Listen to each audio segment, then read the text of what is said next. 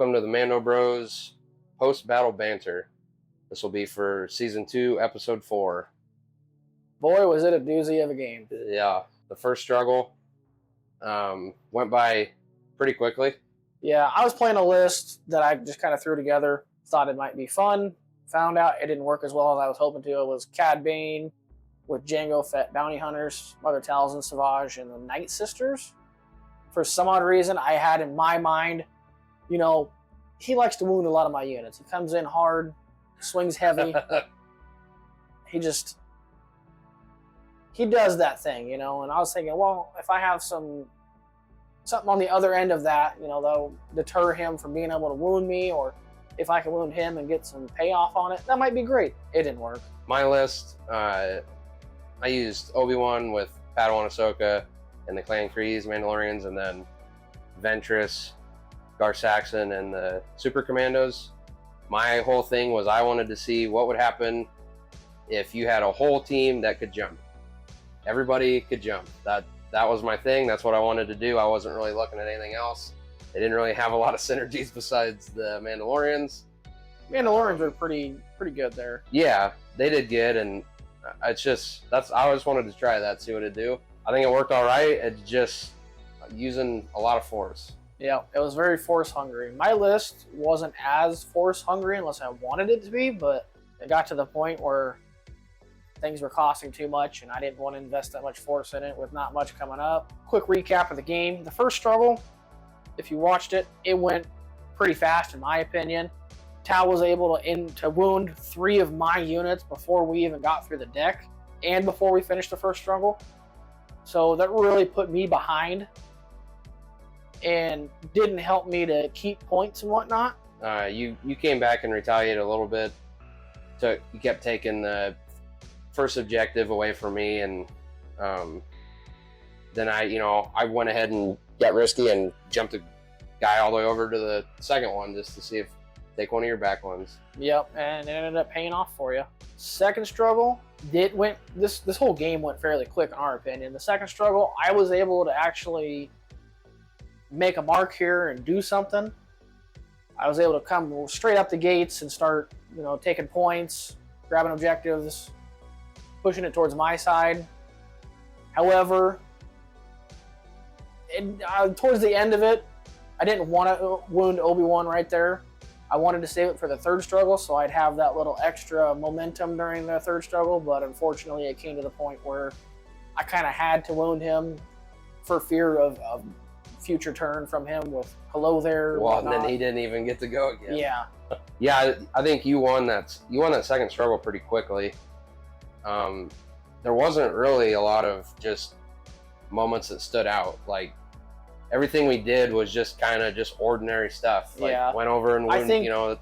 The craziest dice rolls we had was one where I had all fails. Yeah. And that was only 4 dice. Yeah, it was only 4 dice. It wasn't that big a deal. So I mean, it wasn't. We've had a lot crazier where we roll 7, 8 dice and they're all fails, yeah. You know. Yeah, I can't say this game was the most exciting. It was very frustrating for me, I'll tell you that. So then we get into the third struggle. So, well, let's say at the end of the second struggle, when I had Ahsoka and I went over and attacked the bounty hunters, what helped me was I just decided, well, I'm going to go ahead and move her with her reposition right into the middle on top of the terrain. Well, luckily, that one popped up. Yeah, so you got to look on that. That helped me a lot. So going into the third struggle, I was set up with, I already had one character there. Then we had to kind of work for the other 2. Yeah. Third struggle, it was not very good for me. I had a lot of effort going towards the expertise, and I couldn't get any effort towards the other 2 objectives. I had one point in time where I could bring Mother over to attack Ahsoka on the center objective, the block, but the thing is I couldn't get Mother up there to be able to do anything.